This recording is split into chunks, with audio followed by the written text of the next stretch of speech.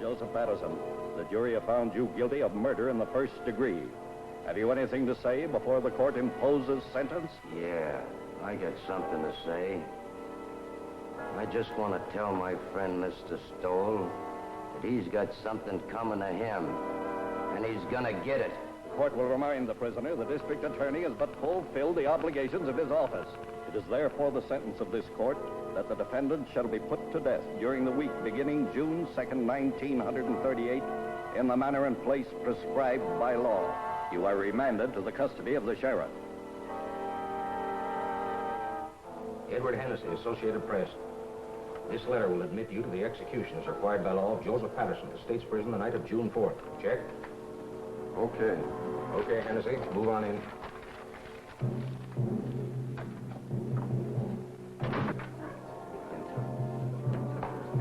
Better save some of that till you come out. Well, boys, it looks like Patterson's going to get it all right. Yep, he gets it this time. DA sure killed the reprieve.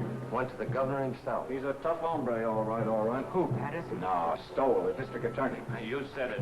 All right, boys. This way, please.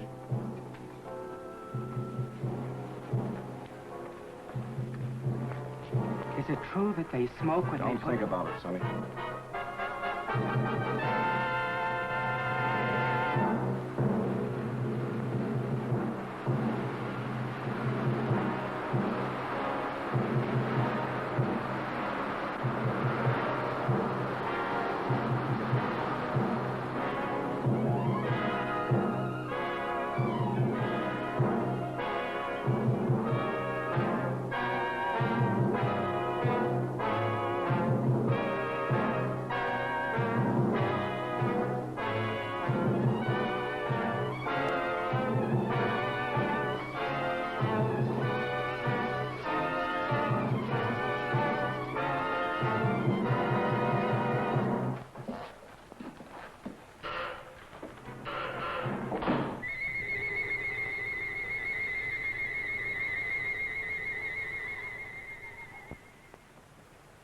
Well, that's that. He thought of you right to the end, Mr. Stowell. Welshers, Sharpie, Welshers, they're all Welshers. You'd think life owed them something. This Patterson bumped off 4 himself, and how many others he's had knocked off I couldn't even guess. But when it comes time for him to pay off, look at the squawk he makes. Well, we can check off another on the old adding machine. 11 and 18 months. We're making progress, Sharpie, making progress. We'll have this town lily white the first thing you know. I wish you'd get rid of that hideous contraption. It gives me the willies. I'm not being too impertinent. Just an old Chinese custom, Sharpie. Chinese? You sound more like an Indian, if you ask me. An Indian counting scalps. It's my job to count scalps. It's still a life for a life, so far as I'm concerned, and will be till they rewrite those law books over there. For you, Miss Sharp. Oh, thank you, Sonny. You're welcome, Sharpie. The governor returned the record of the Patterson confession. I'd like to have seen his face when he listened to it. Patterson didn't have a chance. Through with it? I'll take it home and put it with the collection. I should think you'd have enough of them now. Don't be unkind to me this lovely morning, Sharpie. What about the mail? Oh, nothing much. Another clipping from the Tattler's column. Another one? Not a boost this time.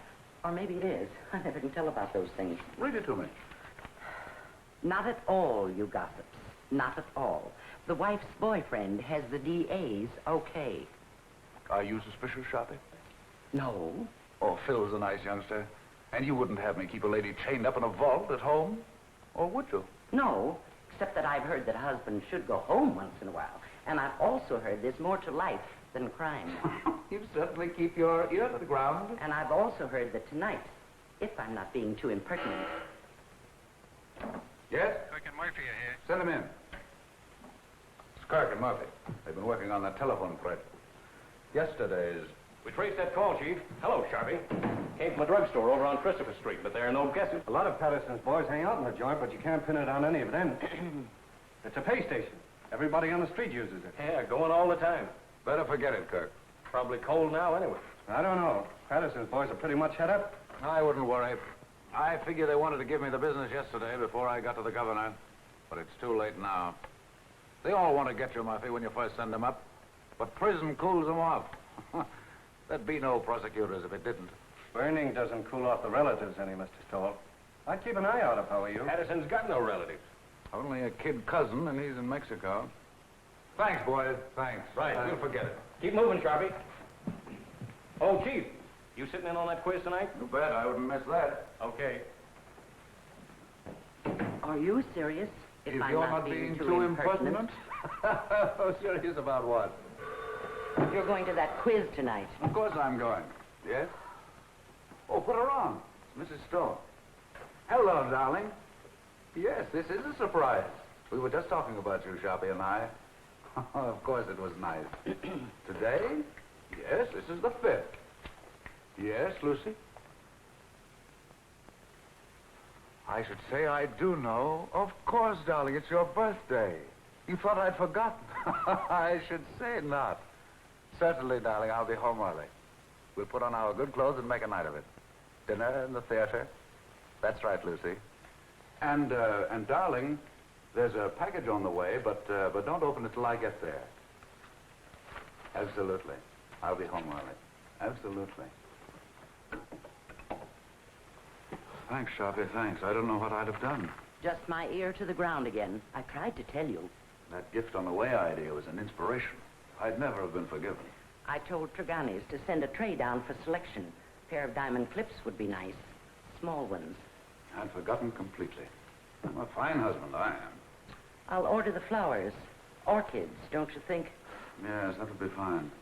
I'll telephone Mr. Kirk not to expect you at the quiz tonight. Yes, I suppose I'll have to miss that. Unless you plan to be in 2 places at once. Too bad, though. I should be in on that. Are you going home or not? Yes, oh yes, I'm going home. Don't worry, Sharpie. I'm glad of that. I don't know of anybody just now who could take your place. 10, 15, 24 left to go, Sharpie.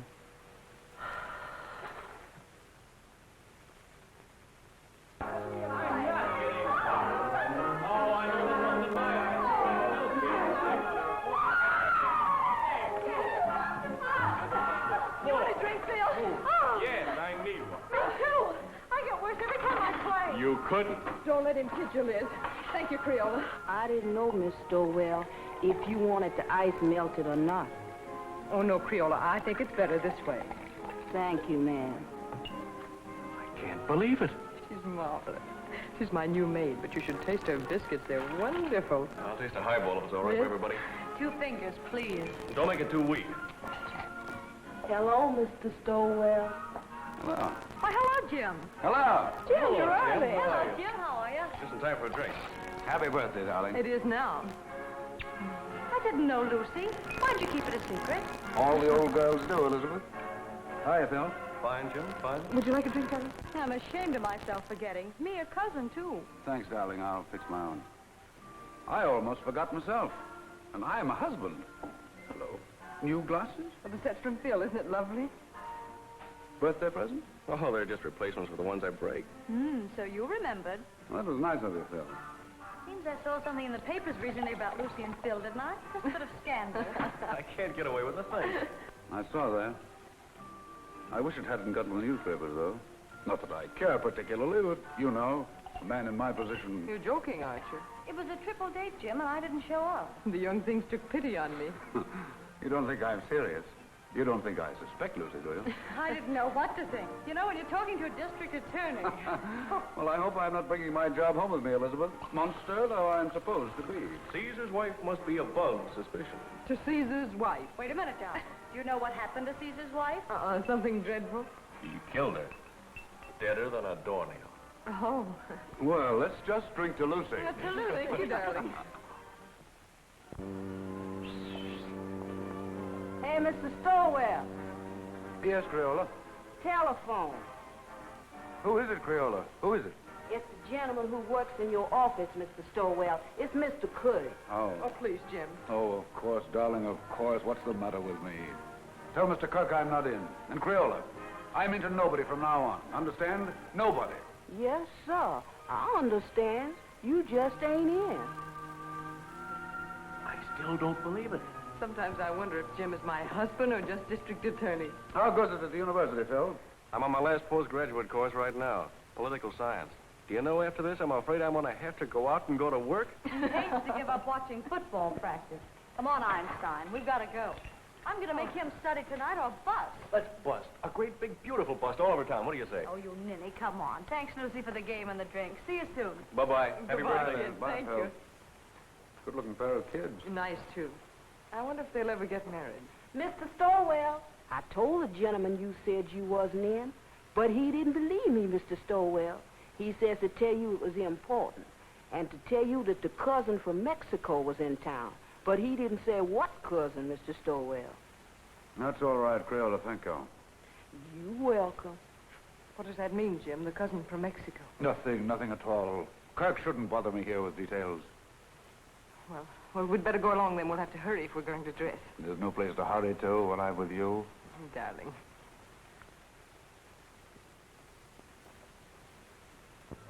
These clips are so lovely, Jim. You know, I really hoped for them. Smart girl. I bet you hoped me into them.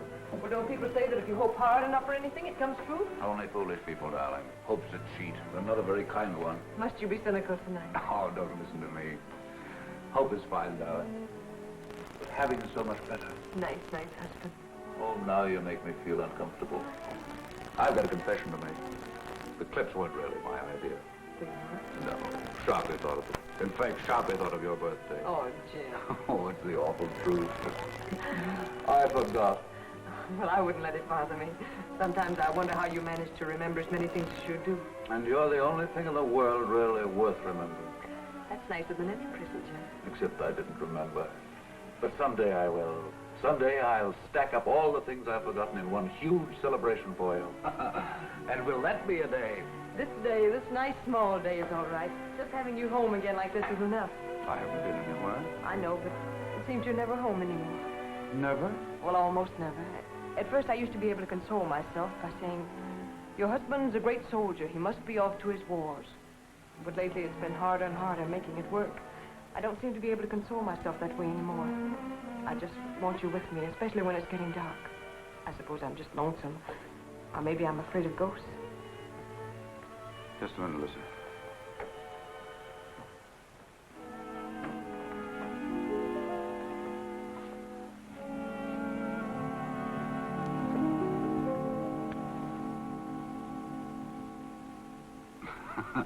Just in case of ghosts. Jim, must you carry a gun even on our night out? It's nothing, darling. What the well-dressed man must wear. That doesn't sound like you, Jim. I know you're just trying to put my mind at ease, but you didn't used to joke about things like this. It's nothing, Lucy, I promise you. But it isn't nothing. When you scolded Liz this afternoon when she was joking about Phil and me, you said you didn't want to bring your job home with you. Now you are bringing it home with you. You really mean it, Lucy? Well, look, Jim, we can't even go out on a birthday celebration without your being armed. I'm sorry, Lucy. But it isn't as serious as you think. The gun has made everything sort of melodramatic. But I didn't realize that I was bringing the job home with me. Sharpie accused me of it, but I wouldn't listen. I've been wrong. I stand convicted. Pardon me, Governor, and I promise it won't happen again. But it isn't just the gun, Jim. I know, darling, it's me. It's the job. It's everything about me. Yes, Crayola? These just come. Orchid. Oh, this is my birthday. Jim, you're a darling. You're a considerate, impeccable husband. And I'm ashamed of myself for saying the things I did a few minutes ago. Now I'm caught again. Caught?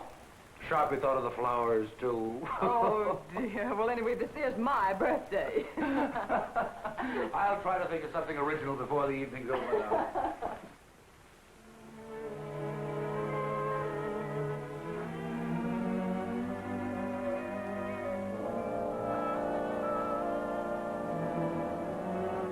Nice evening, ma'am. Perfect, Jenks, perfect. Been some time, Drink, since we've made an evening of it. But Mrs. Stowell with us it is, sir. Why, Jenks, you mean? Oh, no, ma'am, I didn't mean it.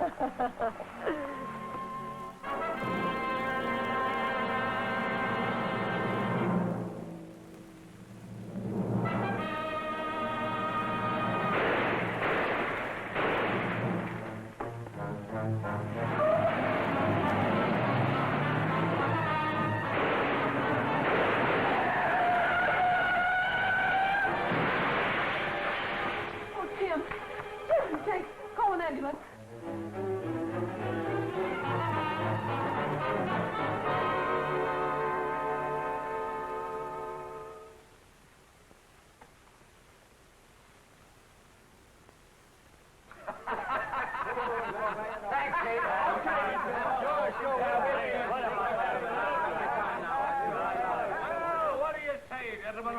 giving a dead man a break. And let it show on the front pages.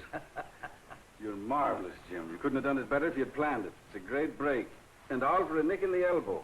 That's luck, man, and you deserve it. I'd like to have quizzed that kid before he died. Cigarette?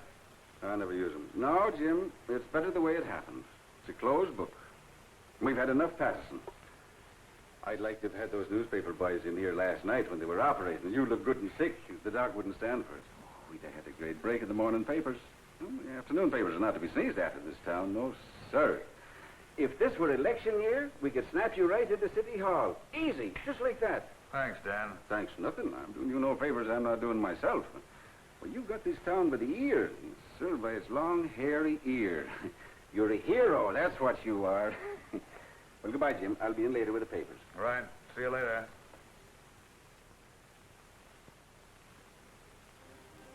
They've all gone, darling. Enjoy your walk. Oh, yes, Jim. While I was walking, I did a lot of thinking. An awful lot, Jim. Bad for your complexion, darling. I heard those reporters talking coming out of the elevator. I couldn't believe they were talking about you. I overheard one of them say the Inquisitor almost got it himself.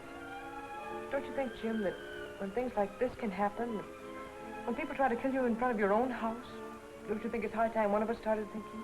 I've been thinking myself, Lizzie. Quite a lot, too. But I mean about us, Jim. We've got to do something. Hardly ever seen you as bad enough, but when... I know. I've become a regular headhunter, Sharpie says. Does Sharpie say that? All the time. Says I've become a maniac. Says everybody's a suspect with me. Everybody's a potential criminal. Says all I live for is convictions and executions. I never had the nerve to tell you. You didn't have to tell me. I knew it. You what you were thinking, too. Did you really? Really and truly. Yes?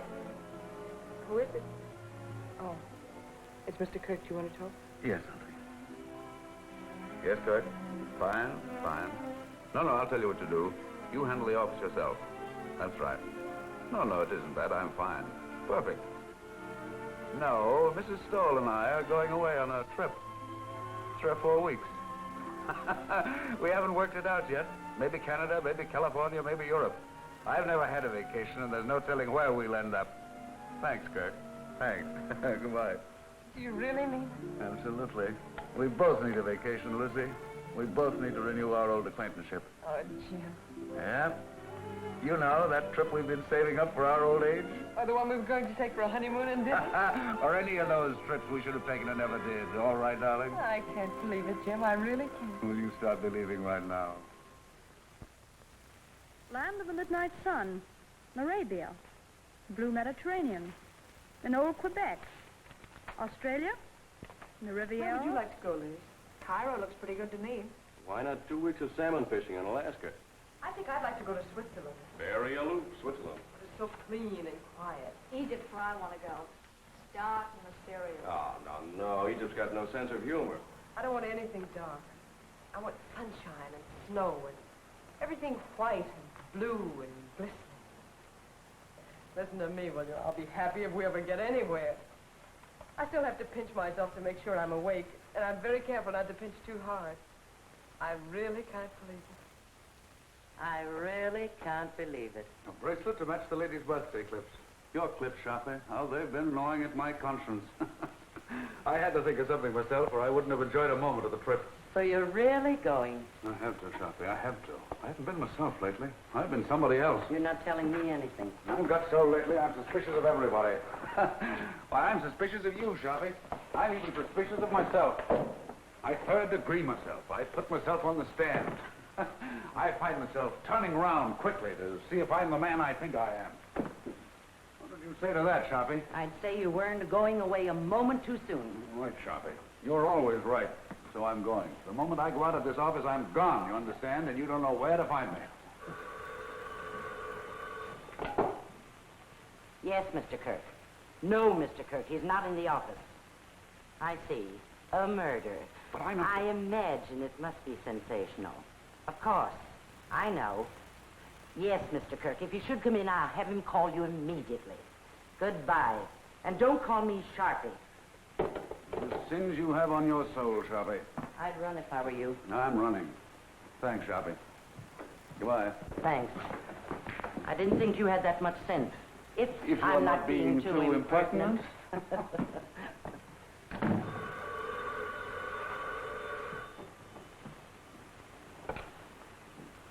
Sorry, Mr. Stoll's not in the office, and I don't know where to find him. Oh, it's the police headquarters. I'm sure it must be very important, but I have no idea where to find him. So sorry. So very sorry. Goodbye.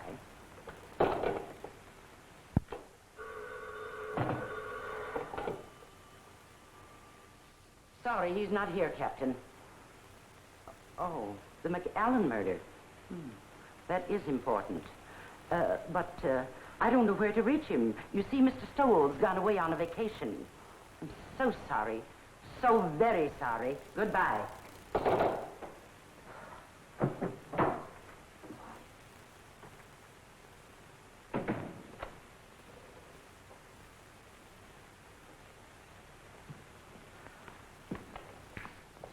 Hello, Sharpie. Where's the chief? I haven't the faintest idea. Well, I've got to get a hold of him. Dr. Shaw McAllen just shot his wife. Oh, indeed.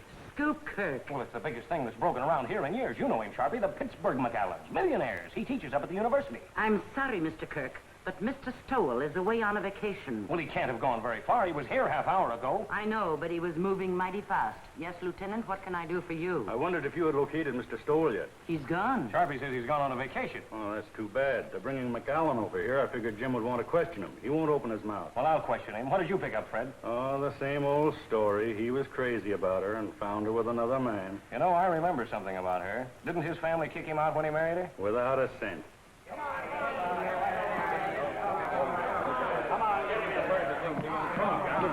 Sit him down there. Well, we'll see if the district attorney can make your call. Now you're quiet! Shut up!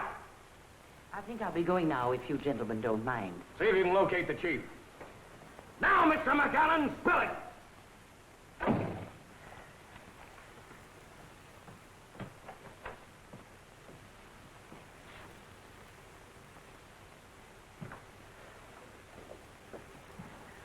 Lock up when they're all through, Pinky. And put the cat out. Okay, Sharpie.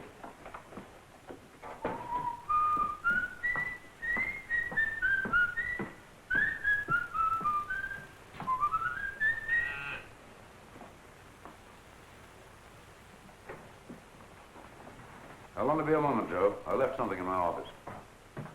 And you remember nothing, Dr. McAllen. But you shot well enough to kill. A precise, deadly shot, Dr. McAllen. Are you sure you don't remember that? Your silence has no point, Dr. McAllen. When you shot to kill, when your gun spoke, you spoke. It's too late now for silence, Dr. McAllen. You're an educated man. You know men have been shooting faithless wives since time began. No, Mr. Kirk. Just a moment, if you please. Gentlemen, if you'll be kind enough, I'd like to be alone with Dr. McAllen for a moment. I can imagine the strain he's been under. Would you be kind enough to leave us alone for a moment? Okay, Chief. Thank you.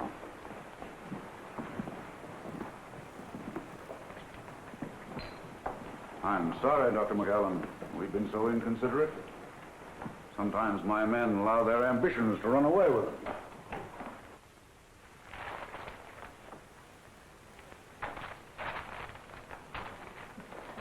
You better sit down, honey, and rest your feet. I caught myself doing that once unaware, and I was wore out for a whole week.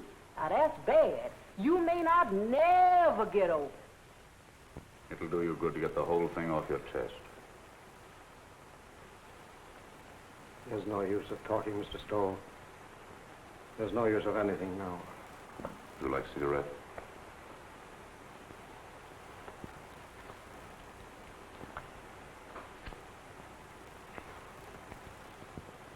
Drink? I have some very good brandy. I don't want you to talk if you don't feel like it. I just want you to know we're not monsters here. We're just human beings like yourself. They can do what they want with me. It doesn't matter anymore. Nobody's going to do anything to you, Dr. McAllen. I'm not trying to hide anything. I shot my wife. I killed her. I Are you sure you wouldn't like a drink? I suppose it all happened suddenly. Only this afternoon. Only a few hours ago. I was leaving home for class. When I realized it was raining, I went back for my raincoat. It was then I saw her sitting in her room before the mirror. Never had she seemed so beautiful. Sitting there in the dark, with only the two small lights on her dressing table burning, powdering her neck and shoulders, smiling and humming, happy with herself. Never had she seemed so beautiful as at that moment, with the mirror light shining up on her face, and the rain beating on the window behind her. All husbands have moments like that. And at that moment, I realized how terribly I'd neglected her. Oh, I know it sounds horrible now, but it was for her sake I neglected her. For her sake, I worked, studied. I wanted her to have good things, and we were poor, very poor. I understand. You watched your wife before the mirror. And as I watched her, I said to myself I would never neglect her again. And then I tiptoed across the room to the dressing table. With her humming, she didn't hear me. I leaned down quickly and kissed her. Instantly, the moment I kissed her, she shivered. Her flesh became goosepimply as with cold. I saw her face in the mirror looking up at me, and all its happiness was gone. On it was a look of revulsion. I was speechless, stunned. I see. The Japanese have an expression. A woman tells the truth to her mirror. And then she recovered and looked up at me and laughed and said, "You should know better than to ruin a lady's makeup." She began to powder the spot on her neck where I'd kissed her. And she got to her feet and kissed me on the cheek. "I've got to run along," she said. "I'm playing bridge at Sonia's. I'll see you for dinner." She ran out. I stood, still speechless, and watched her go. I see. And that was how it began. My brain was on fire. I was sure there was only one explanation. She was making herself beautiful for some man, and she was going to him. She wasn't going to Sonia's. I followed her in the rain. And what finally happened, Dr. McAllen? I killed her. I know, but the circumstances.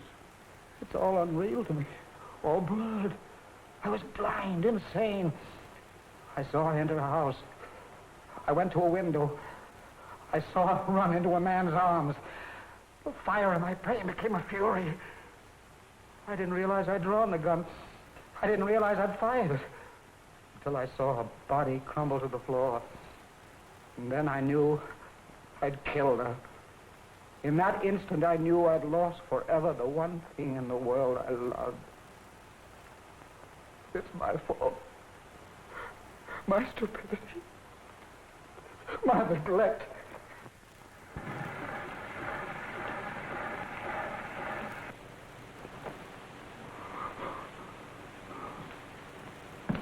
Kirk, better get him out of here. Well, looks as if you'll have to give him a lift. Come on, let's get going. Better have the doctor give him a shot or something. A sleep will do him good. Did you get it recorded? Yes, sir. Every word of it. It's right there. We've got a written transcription, too. It'll send him to the chair. Did you ever hear such a fairy tale in your life? The kiss before the mirror. I don't know, Chief. You know, that's the way things like that sometimes start. Oh, you should be smarter, Kirk. His emotional upset fools you. Well, that was genuine enough. But the kiss before the mirror story, that's something else again. Wait till a jury hears it, with the proper commentary by the prosecution, I mean. You want to transfer the cylinder? No. I like it flat. I can play the whole thing through then. I think I'll take it home and lock it up. Keep this quiet. The McAllen family will probably leap to the rescue with their millions now the wife is out of the way. And by tomorrow, they'll have all the legal brains in the country lined up against us. They'll repudiate the confession. They'll repudiate it, all right. But if we don't mention it, they won't worry about it. That is, until we spring it. And I have an idea something can be made of it at the right time. It's going to be a battle. I won't say a word. Oh, you wanted this. Oh, that's something else. I forgot this earlier.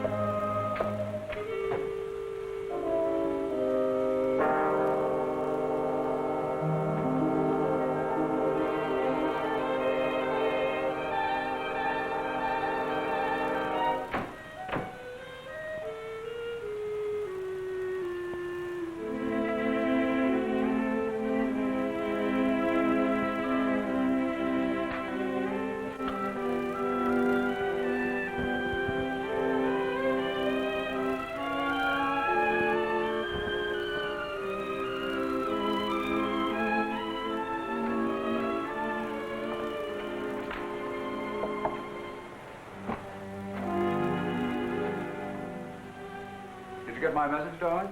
Yes, I got it, Jim. I'm sorry, terribly sorry, but I couldn't pass it up, Lucy. Yes, I imagine it'll be a sensational case. Another conviction. Oh, it isn't that. I'd be shirking my job if I went away now, believe me. That's funny. The kiss before the mirror. What's funny? Nothing. Nothing for your pretty ears. I was just reminded of a little story I heard today.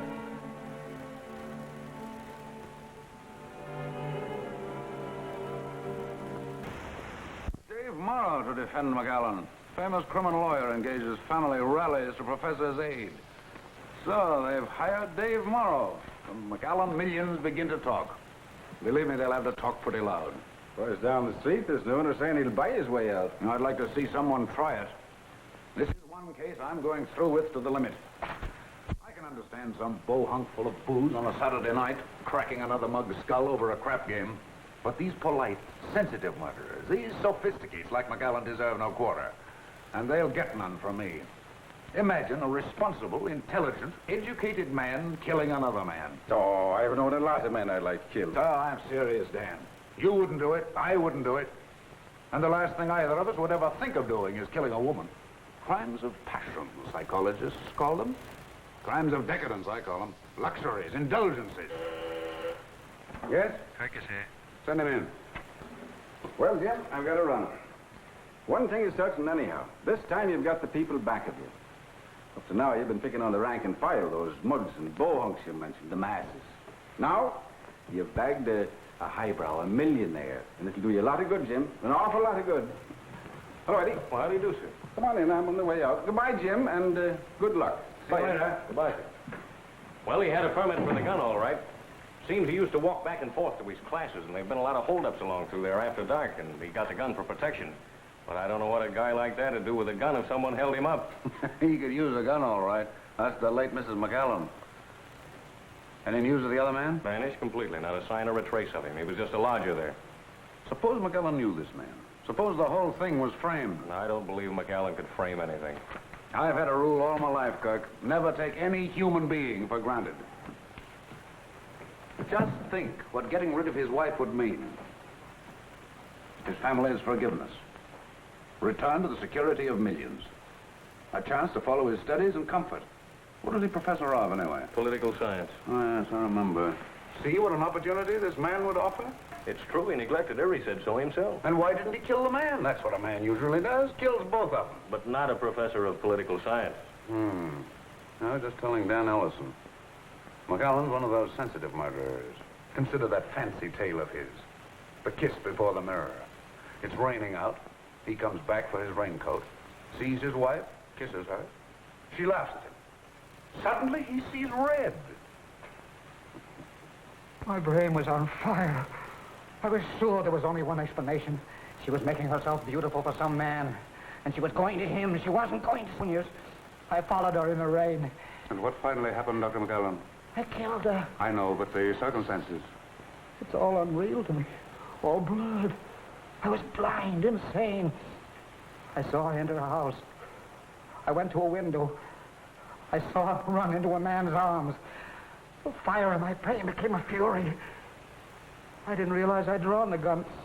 I didn't realize I'd fired it. Until I saw her body crumble to the floor. And then I knew I'd killed her. In that instant, I knew I'd lost forever the one thing in the world I loved.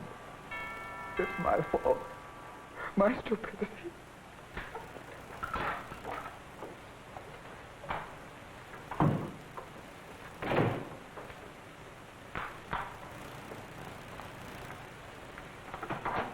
Oh, hello, Phil. Hello, Lucy.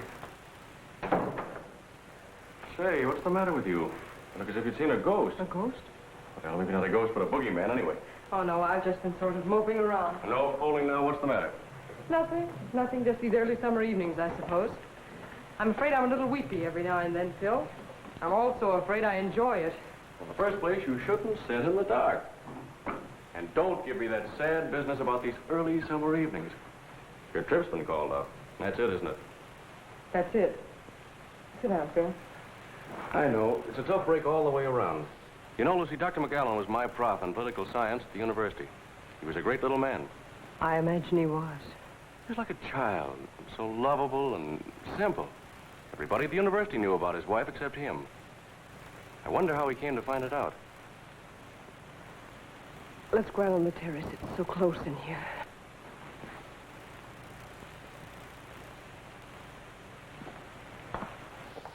This fresh air's better. You sure you feel all right? Oh, yes, I'm all right.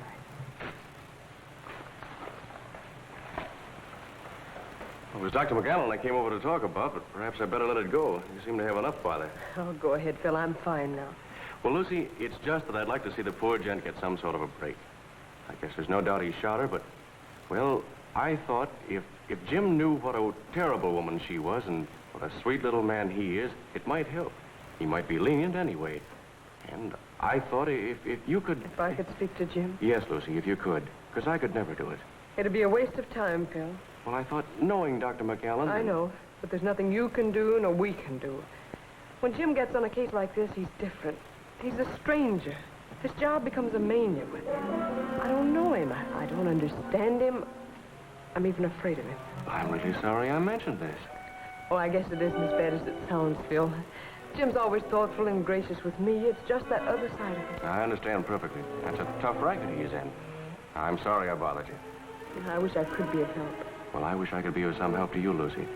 And when Jim is off on one of those cases, you know, I mean, whenever you need some laughs, why, give me a ring, will you? Oh, thanks, Phil. If ever I feel like I need some laughs, I'll do that. How's Liz? Oh, fine, fine. But she's ambitious as the devil. She wants me to get a job right now. How disgusting. It's terrible. She wants me to give up my boyhood. Well, I've got to go. Good night, Phil. Good night, Lucy.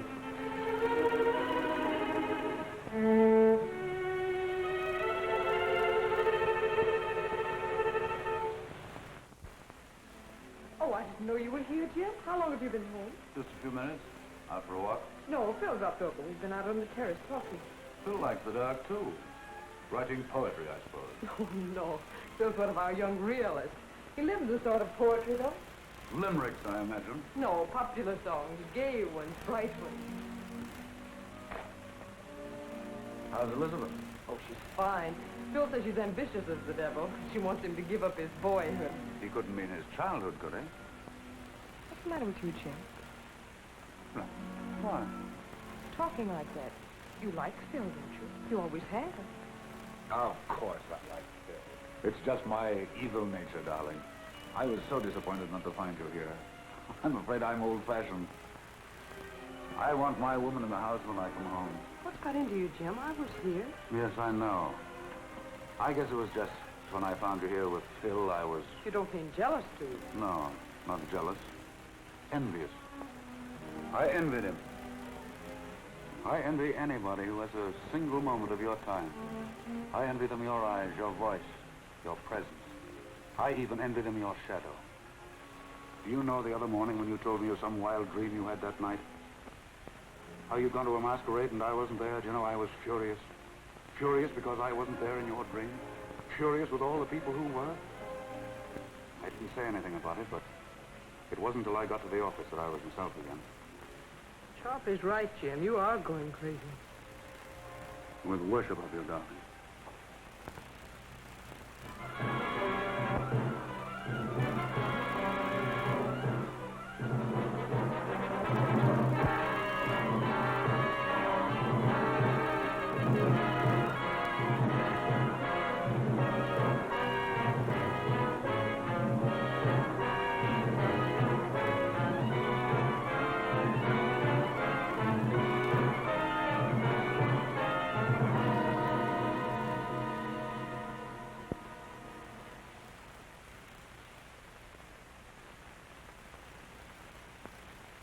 I'll bet they had some idea like that. More coffee? Like what?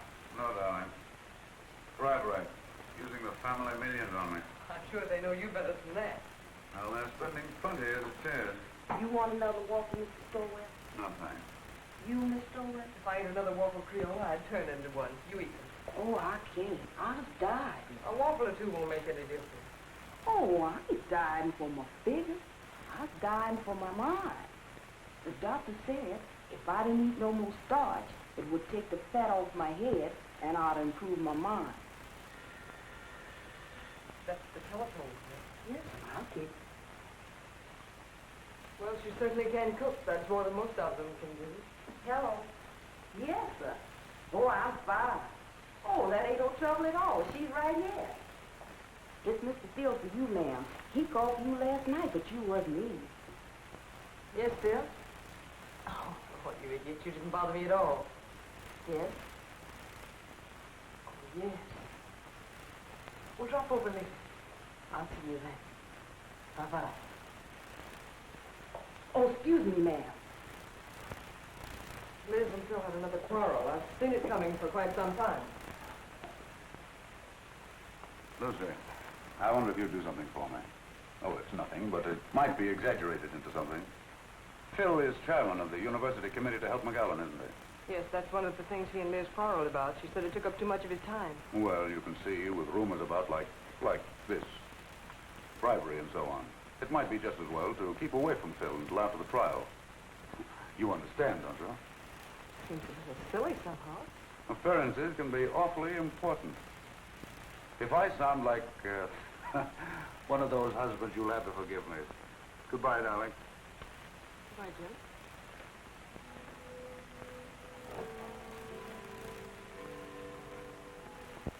No, Dave, the job was premeditated, and I'm pretty sure I can prove it in court. Aren't you going just a little bit out of your way, Jim? I'm not just talking as his attorney when I say that he was not in his right mind. I know, you're just talking as an old friend. Now, I've defended many a criminal, and if McAllen's one, I'm giving up the profession. Believe me, if ever a man was insane, he was. So, it's insanity again, Dave.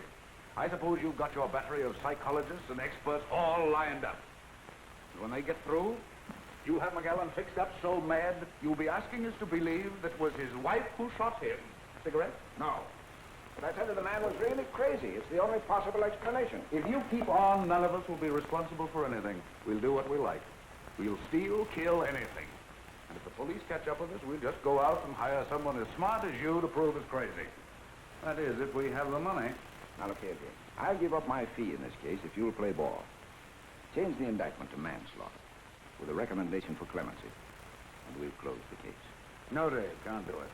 Not and run this job as I see it.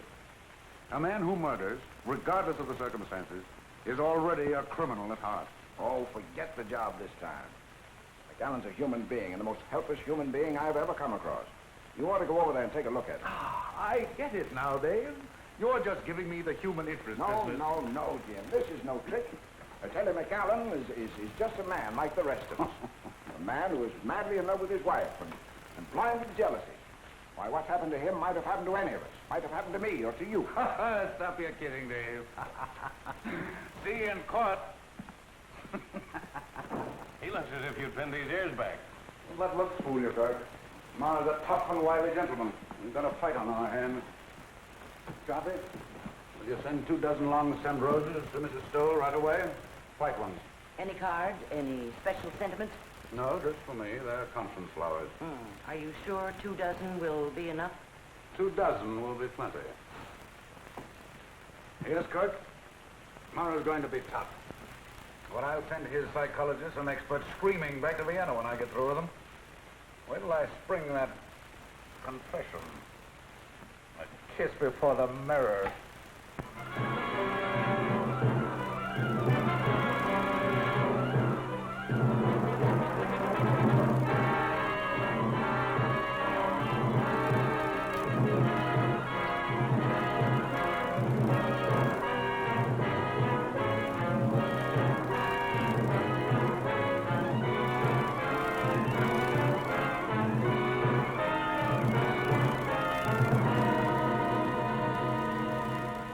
You admit, then, that you neglected your wife. You saw little of her. You were too busy with your humanitarian studies, your plans for a better world. I must ask you again to answer yes or no. Yes. Thank you. Did your plan for a better world include, by any chance, better consideration for your wife? I object, Your Honor. The question is irrelevant and inappropriate. Objection sustained. The district attorney will please control his sarcasm. You are a professor of political science at the university. Is that right? Yes, Your students loved you, liked your courses. I think so. You spent a great deal of your time with them. Long hours after class and in the evening. Yes. And when your students were not with you, your work was with you. Night and day. Is that not right, Dr. McAllen? Yes. How long would you say, Dr. McAllen? How long was it before your wife's death that you took her out, say, to dinner, to a party, to the theater? I object, Your Honor. The question is irrelevant. Objection overruled. District attorney may continue. How long, Doctor? A month? 2 months? 3 months? About 3 months. This, then, is the woman you loved. This woman you did not think enough of to be a companion to in her ordinary life. This woman you left to weep her heart out in her own loneliness. This is the woman you say you loved with a passion, with a madness that drove you to kill? I object, Your Honor. I object. Order! Order! Ladies and gentlemen, be seated. Order! Evening paper, ma'am. McAllen collapses on the witness stand. Thank you, Gail. You're welcome. Cracks after 2 hours grilled by District Attorney Stone.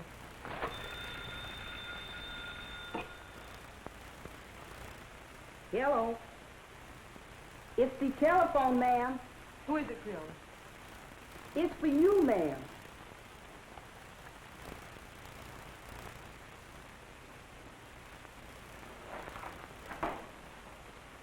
Yes? Oh, yes. Oh, yes, I'll be over as soon as I can.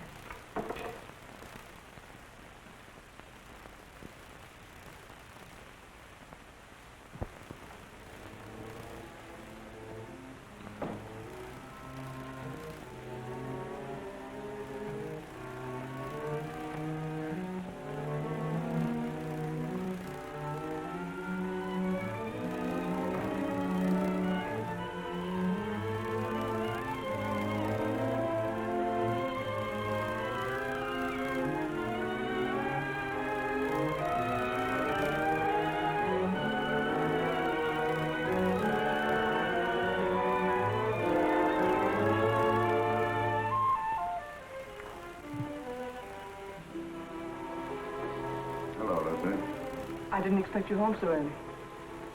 I've had one of those days. Yes, I know. I read it in the paper. Sort of a Roman holiday, wasn't it? You shouldn't read the papers, Lucy. They're not for your pretty eyes.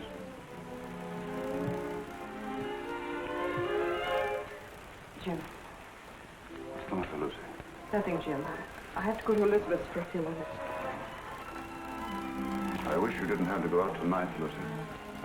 I'm sorry, Jim, but I have to. I'll be back before dinner.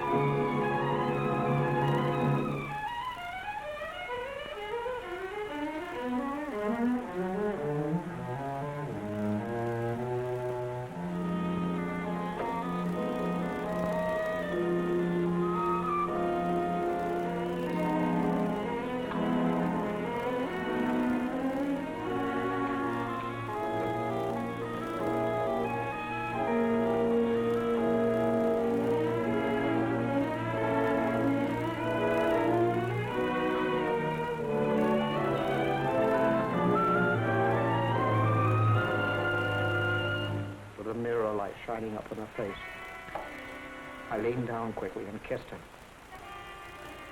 Instantly, the moment I kissed her, she shivered. Her flesh became goose-pimply as with cold. I saw her face in the mirror looking up at me, and all its happiness was gone. On it was a look of revulsion.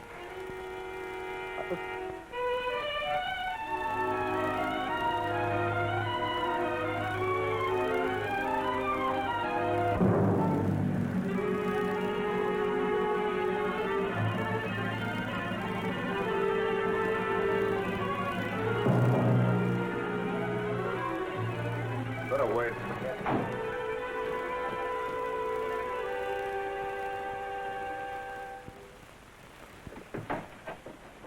Why, Jim. Hello, Elizabeth. Is Lucy here? No, Jim. Why? Something the matter? No, I just wanted to speak to her. I'm sorry to have bothered you, Liz. It's nothing. Well, come on in, Jim. I expect her. I'm waiting for her now. No, thank you, Elizabeth. I've got to go along. I just wanted to say something to her. See you later.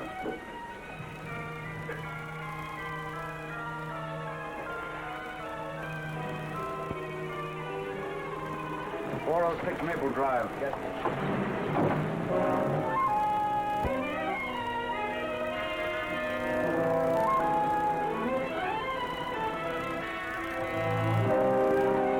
You want me to wait here for you, mister? No. You better not wait.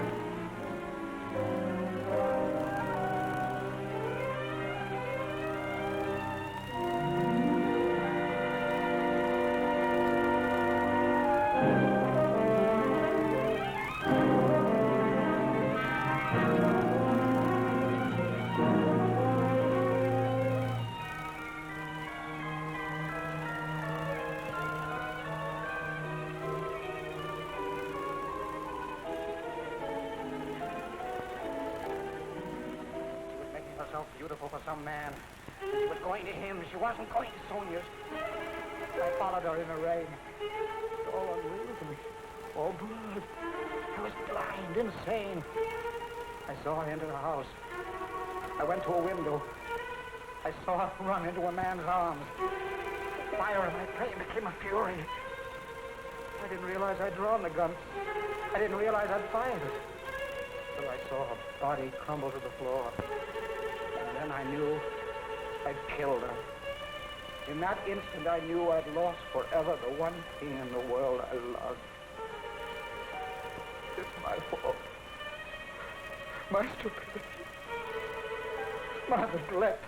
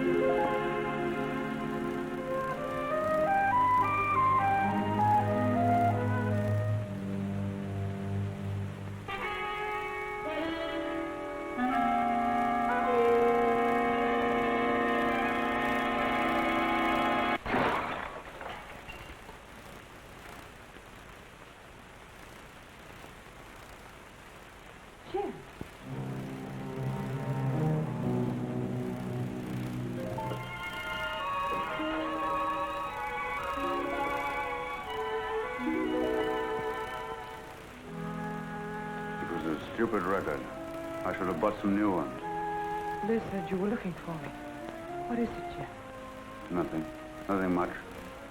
I guess the case is about getting on my nerves. I simply wanted to tell you that I wouldn't be at home tonight. I'm staying in town. Oh, I see. It's much better if I'm near the office. Yes, I suppose it is. The office is terribly important. I can get someone to stay with me here. Yes, I'm sure you can. See you tomorrow.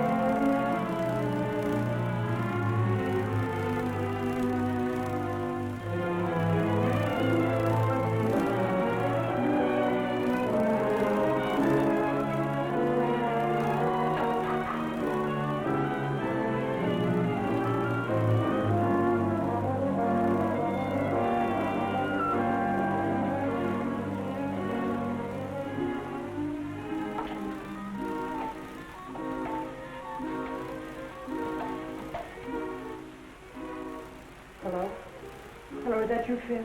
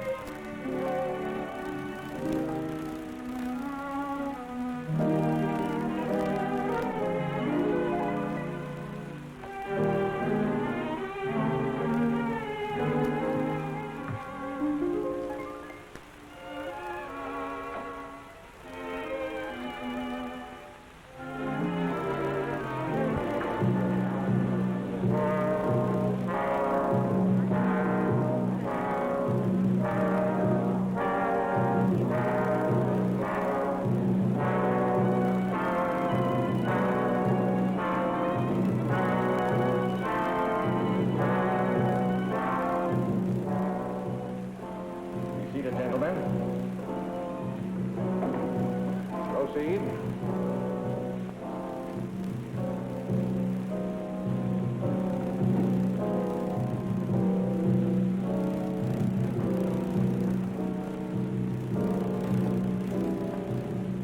Chief.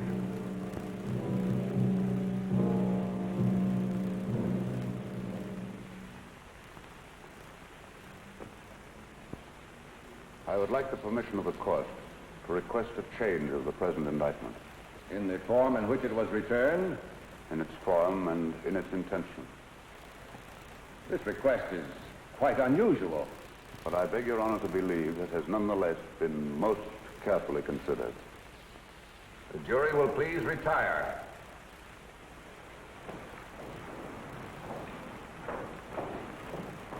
What's the matter with Stoll today? Can't figure it out, unless he's got a new act. He looks as if he's ill. I do hope nothing's happened to him. This is the only day I can come. Here's where he pulls something out of his sleeve. The state has come to the belief that the indictment of murder brought against the defendant in this case was not fairly and justly conceived. The attorney for the state has come to the belief that he acted without premeditation. If it please the court, the state recommends that this indictment of murder be amended to a charge of manslaughter.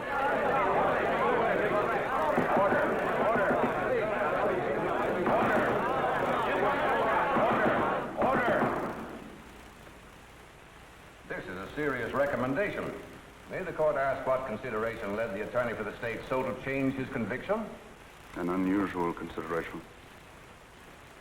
Since the adjournment of court yesterday, he has had experience with a case that, to a great extent, parallels this. In fact, is extraordinarily similar to it. And his findings in that case have urged him to reconsider this.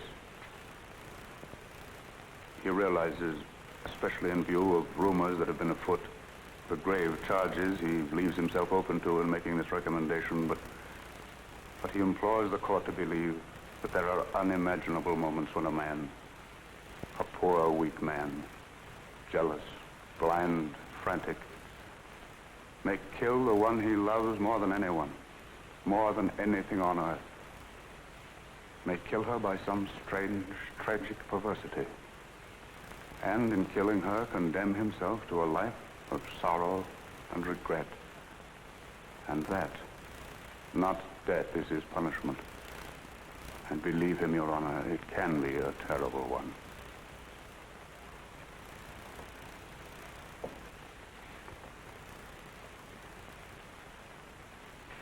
I see. I see. Please have the jury return. The McAllen murder trial was startled into an uproar today by District Attorney Stoll. In a scene of unprecedented excitement, the McAllen trial came to an abrupt and dramatic close today. District Attorney Stoll asked the court that the first-degree murder charge be withdrawn. Well, it looks as if you're finally getting away on that trip, Mrs. Stoll. Something like that, James.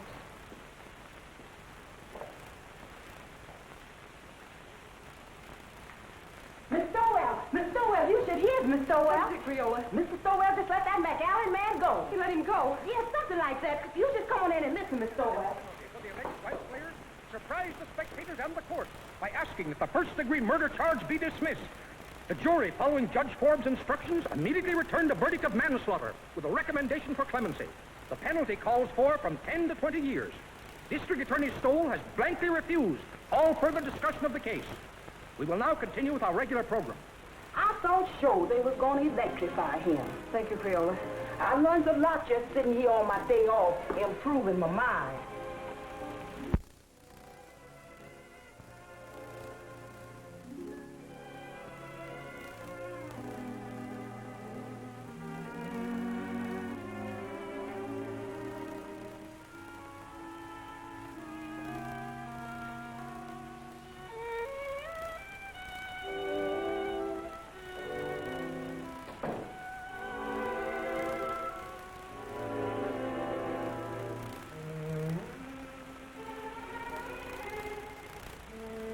I saw drinks outside. I know it's too late for regrets, Lucy. I've been mad. Mad. There's no other word for it. No other explanation of my selfishness and stupidity. You've always been generous, Lucy. And before you go, I'm going to ask you one last great kindness. Won't you let me start all over again? Not here in this house. Not as your husband. Not even as an old friend, but just as if we'd only met. Strangers, meeting for the first time. Like that first snowy day in New Haven. And let me try to win you back. I don't know, Jim. When you walked out last night, it seemed that your job, the prosecutor, had won. Believe me, Lucy, I didn't know. I didn't realize what had happened between us until yesterday when I saw you sitting before the mirror. When you kissed me? Yes, when I came home. I hated you then. I just read your cross-examination of McAllen and how he collapsed on the witness stand. And you seemed to me more of an executioner than an attorney. I know. I understand, Lucy. And afterwards, when you left the room, I realized the truth for the first time. Hello, folks. I want you all to meet the young lady's husband. We were married before breakfast. Oh, Liz, I'm so happy. I don't know what I'm crying for. Come here, bride. Kiss Mr. Stoll. After all, it was his wife that did it. That's right, Jim. He was really going to run out. Don't I know? When I was over there last night, he had his bags all packed. My bag, you mean? All the happiness in the world, Elizabeth. Thanks, Jim. I don't have to wish you happiness, Phil. You have it. Thank you, Jim. I hate to admit it in front of two women, but I think you're right. Thank you, sir. Oh, Jim, isn't there a bottle of wine on ice? Not now, Jim. Save it until we get back. Come on, Victor. We've got to run. On to Niagara Falls. To Niagara Falls. Phil insists. He wants to be different. We're going to drive up in the flivver, and I tie the tin can and ribbons out all by myself. And he's made one of those just married signs, too. Didn't I read somewhere about the bridge over the falls being done? Well, we can still send postcards. That was a marvelous thing you did today. You're a great man, Jim. Hardly. I just came to my senses, that's all, Phil. Well, come on, Liz. We've got to be moving. Well, goodbye, Phil. Goodbye, Jim. Goodbye, Lucy. Goodbye. Good luck. Thanks again, darling. Forget it. Ring us up when you get back. Come on, Mama. We got to go. Don't call me Mama. I don't like it. Oh, you better get used to it. Hello. It's the telephone, Mr. Stowell. Who is it, Creola? It's that Mr. Allison from the office, and he said it was most urgent. No, Dan. Well, I've had enough of the job. Enough for a while, anyway. That's right. No, I won't do it. No, I'm not resigning, Dan. The job's all right. The trouble's with me. I've just got wise to myself. But, Jim, the newspaper boys are packed outside, and there's some pretty nasty talk going around. Yes, bribery. The McAllen millions, you know what I mean. Let them talk. Let them investigate. Let them do what they like. I'll take care of them all when I get back. Let me talk to Sharpie. Yes, Mr. Stoll. With the greatest of pleasure.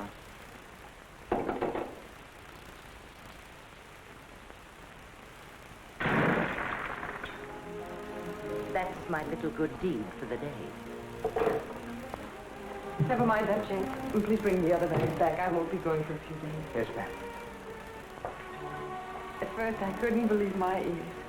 Someday, darling, I'll tell you a story and you won't believe your ears. About us? About me. About my great reformation. It happened last night. Tell me. I'll tell you on the boat for Europe, darling.